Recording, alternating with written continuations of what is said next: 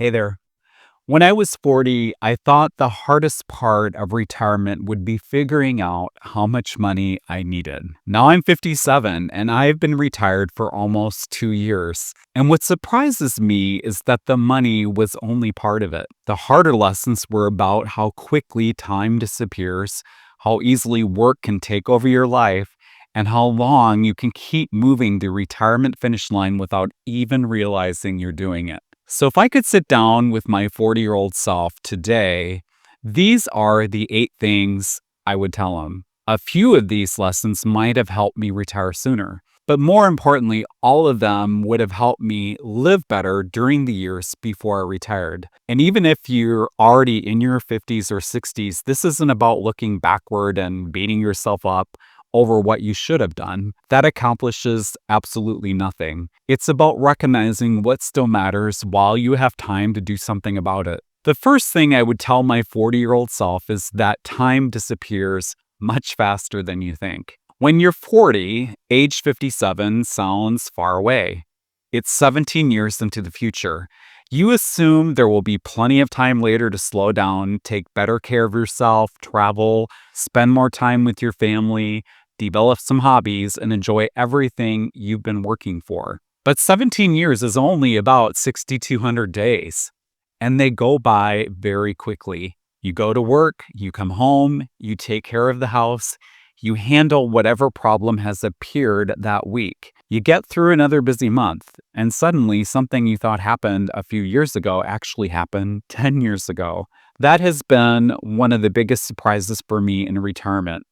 The value of a year feels different than it did when I was 40. At 40, I looked at an additional year of work mostly in financial terms.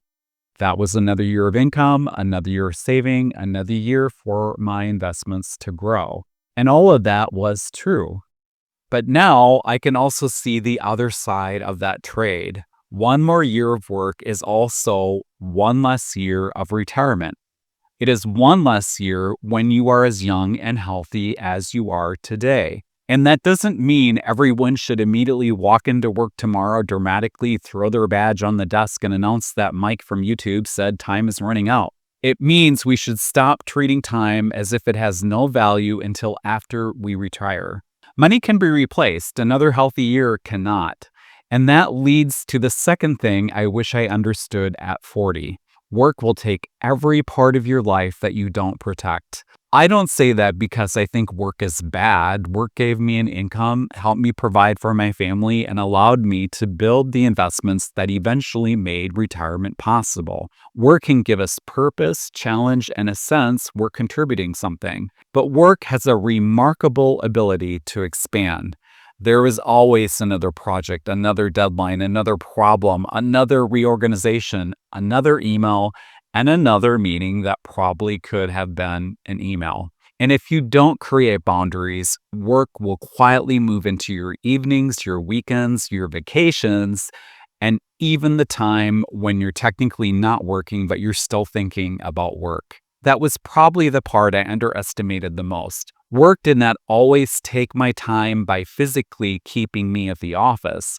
Sometimes it took my time because my body was home, but my mind was still working. And when that goes on long enough, it begins to feel normal. You tell yourself this is just a busy season. Once this project is finished, things will calm down. Once this particular problem is solved, you'll have more time. But there is usually another project waiting behind it. What I know now is that your employer is never going to protect your personal life for you. That is your responsibility. You have to protect your health. You have to protect your relationships. You have to protect your time away from work. And you have to develop an identity that is larger than your job title, because eventually, one way or another, the job ends. And when I retired, work continued without me. I don't mean that negatively. That is simply how organizations operate. People move on, responsibilities get reassigned, and the machine keeps running.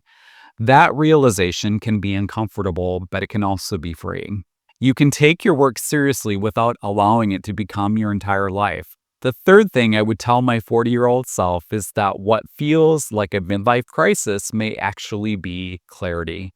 Somewhere in your 40s or 50s, you may start feeling differently about work and life. Things that used to feel important may not feel quite as important anymore. You may become less tolerant of spending your time on problems that seem pointless. You may start wondering whether this is really how you want to spend the next 10 or 15 years. And sometimes we interpret those feelings as something being wrong with us. Maybe I'm becoming lazy. Maybe I'm ungrateful. Maybe I should just stop complaining and be happy that I have a good job. But what if those feelings are not a crisis? What if they are information? What if you are finally becoming clear about what matters to you? Now, there is a responsible way and an irresponsible way to respond to that feeling. The irresponsible way is to panic, quit your job with no plan, buy something enormously expensive like the cliche man who buys a sports car as they're having a midlife crisis, or completely blow up a life that may actually contain a lot of great things. The responsible way is to listen to what the dissatisfaction is telling you. Maybe you need to improve your finances. Maybe you need to reduce debt or lower your expenses. Maybe you need to strengthen your health. Maybe you need to repair a relationship that has been neglected. Maybe you need to develop interests outside of work. Or maybe you need to begin creating a realistic exit plan instead of assuming you will simply work until some distant age and figure everything out then. Looking back, I think the desire to retire early was not just about escaping work. It was about wanting more ownership of my life. I wanted my time to feel like it belonged to me again. And once I understood that, I could channel that feeling into planning instead of frustration. So if you feel increasingly restless in your 40s or 50s, that doesn't automatically mean something is wrong with you. It may mean you are beginning to see your time differently. Don't ignore that feeling, but don't let it make your decisions for you either. Use it. The fourth thing I wish I knew at 40 is that money can buy freedom, but only if you decide what enough means. At 40, I mostly thought about money in terms of security. The more I earned, saved, and invested, the safer I would be. And that is partly true. Money gives you protection. It helps you absorb an unexpected expense, survive a job loss, and sleep better at night. But now that I'm retired, I see another purpose for money that may be even more valuable. Money buys freedom. And money can give you control over more of your time. It can give you the ability to turn down something you don't want to do. It can allow you to help someone you care about. And eventually, it can give you the ability to stop trading most of your waking hours for another paycheck. That is what I was really building all those years, even though I didn't always think of it that way. I wasn't just building a retirement account, I was gradually buying back control over my future life. But here's the problem. Money does not automatically turn into freedom. You can accumulate a great deal of it and still feel completely unable to stop working. And the reason is that there is always a higher number. If 1 million feels good, 1.5 million feels safer. If 1.5 million feels safe, 2 million feels even better. If a Monte Carlo simulation shows a 92% chance of success, it's easy to think 97% will give you the go-ahead you can retire. Then you reach 97% and start thinking you'd feel best if it was 99% and will retire then, which a lot of experts say is way too conservative and you should retire earlier. This puts the goalpost on wheels. And if you never decide what enough means, the money never gets converted into freedom. It just remains a larger and larger number that you are afraid to stop adding to. That surprised me. I assumed that once I reached a certain financial point, the decision to retire would become obvious. I thought the numbers would eventually tap me on the shoulder and say, "Hey, Mike, congratulations, you're officially done now." They don't. There was always a reason to work one more year of income, employer health insurance, one more year for the portfolio to grow, one more year to protect against some future problem I hadn't even thought of yet. Every one of those arguments can be financially reasonable. But if you keep accepting every reasonable argument for working longer, you may never reach the part where the money actually improves your life. At some point, I had to decide that the purpose of all that saving was not simply to keep saving. The purpose was to create choices. Retiring at 55 required me to accept that I could build a strong plan without building a perfect one. I could prepare for market declines, inflation, healthcare costs, taxes, and unexpected expenses. But I could not guarantee that nothing difficult would ever happen. No amount of money can do that. So deciding what was enough did not mean deciding I had eliminated every risk. It meant deciding I had enough resources, enough flexibility, and enough ways to adjust if life didn't go exactly according to plan. That was the point when the money finally began doing what I had spent decades building it to do. It gave me my time back. And that is what I would tell my 40-year-old self. Don't only ask how much money you can accumulate, ask what you want that money to make possible. How much control over your time would be enough? How much flexibility would be enough? How much money is truly enough? Because if you never define enough, work has no natural finish line. And money that never gives you more control over your life is not yet freedom. It's simply money. The fifth reason is less dramatic, but it may be the one that actually made my retirement possible. Consistency mattered much more than any brilliant financial move. I did not retire because I discovered one incredible investment. I did not perfectly predict when the stock market would rise or fall. I did not uncover some secret retirement strategy. I earned money, saved part of it, invested consistently, and kept doing that for a very long time. Now, that's not very exciting, but it works. When you're younger, it is easy to believe that financial success must come from doing something exceptional, finding the perfect stock, buying real estate at exactly the right time, starting a wildly profitable business, or making one big move that changes everything. No, those things can happen, but they can also fail spectacularly. The quieter path is to avoid lifestyle inflation, save consistently, invest in a diversified way and low cost and simple way. Like I just invested in index ETFs and mutual funds and give compounding time to work. Later in my investing life, I actually became more comfortable with simplicity, not less. I stopped believing my financial plan needed to be complicated in order to be intelligent. A complicated plan can still be a bad plan, and simple does not mean careless.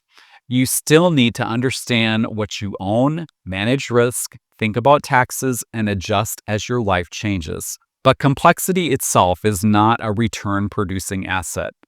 If I could talk to my 40-year-old self, I would tell him not to spend so much time worrying that everyone else knew something he didn't. Most successful retirement plans are built through a lot of ordinary decisions repeated for many years.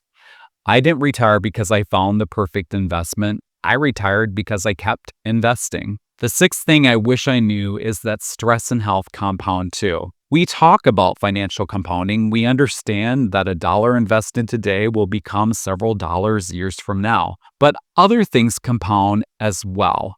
Stress compounds, poor sleep, inactivity, they all compound. Ignoring your health compounds. And unfortunately, the returns on that type of compounding are not fun. At 40, health can feel dependable.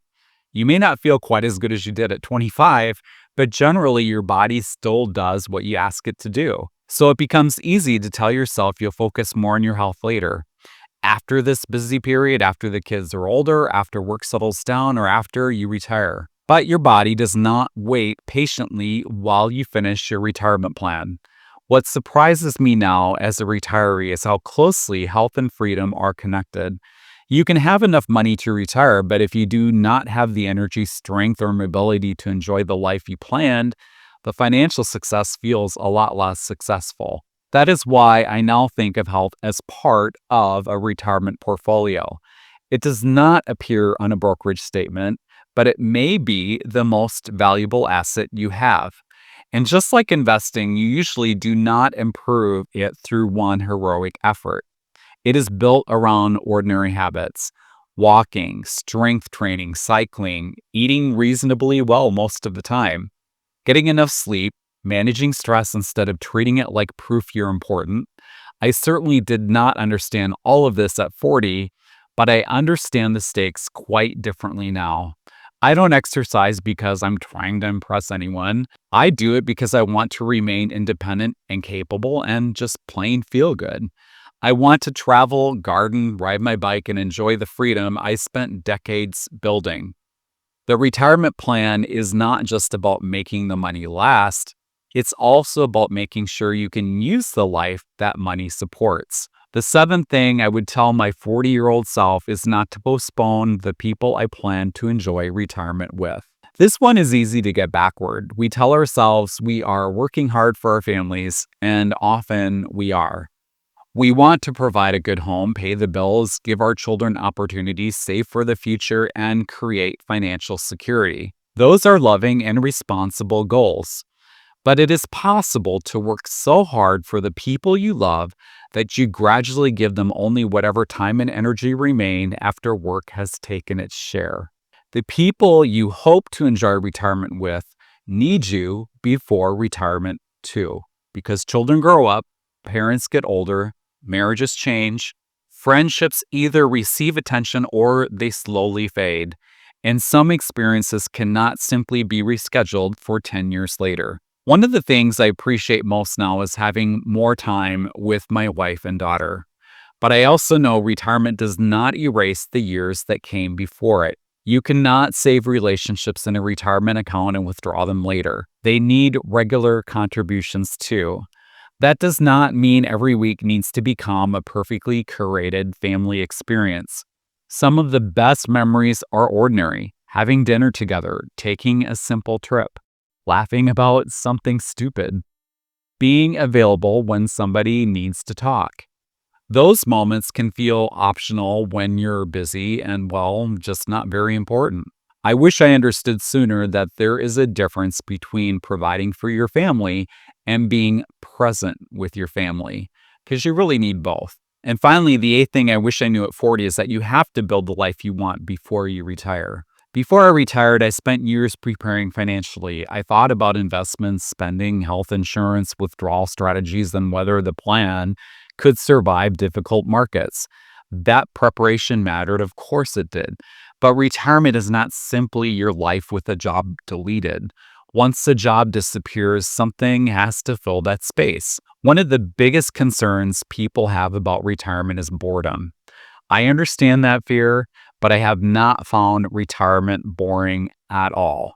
My days include gardening, playing piano, cycling, strength training, cooking, planning travel, working on this YouTube channel and podcast, and spending time with my family. The interesting thing is that many of those interests do not magically appear on the day I retired. They were already part of me, or they were things I was curious enough to begin developing. Retirement gave me more room for them, and that's an important distinction. Retirement gives you time, but it does not automatically tell you what the time is for.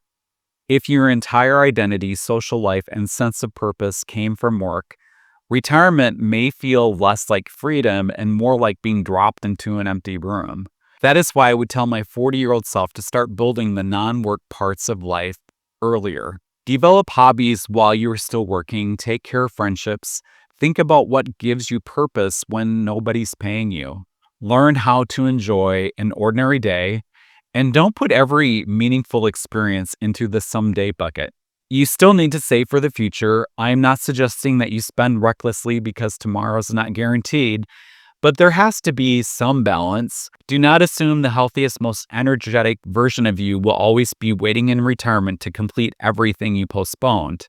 Take some of the trips, create some of the memories, spend time with the people who matter, and begin becoming the person you hope to be in retirement before your final day of work. So if I could sit down today with my 40-year-old self, I would tell him that time will move faster than he expects. Work will take whatever he fails to protect. Restlessness in midlife may be useful information. Money should buy freedom, but he has to decide what enough means. Consistency will matter more than brilliance. His health belongs in the retirement plan. The people he loves need his time now, and he should begin building a life that work is only one part of. At 40, I thought retirement was mainly a money problem. At 57, I understand that it is also a time problem, a health problem, a relationship problem, and a question of what you actually want your life to become. And that may be the biggest lesson of all. Financial freedom is not the finish line. It is what gives you the opportunity to spend more of your limited time on the life that matters to you. Now, I'd love to hear from you. What do you know today that you wish you could go back and tell your 40-year-old self? Let me know in the comments. I'd also like you to consider joining my Patreon. You can join for free, and I have a lot of free tools for you to use. Things like my ACA Manji Estimator, Retirement Readiness Scorecard, Cash Runway Worksheet, 10 Ways to Lower Your ACA Premiums ebook, and more. And if you'd like to go a step further, consider joining as a Roadmap member. It's just $5 a month. It gets you early access to new podcast episodes, all of my podcast episodes ad-free, and access to the private Roadmap member community discussion space, where paid members can ask questions, share experiences, compare notes, and communicate with others, including me, who are thinking seriously about retirement or living it, and learning from those of us that have retired. You can join my Patreon for free or become a Roadmap member by using the link in the description or using the QR code on your screen. And go to mikeupland.com for all of my media. Thank you so much for watching, and until next time, take care and make the most of today.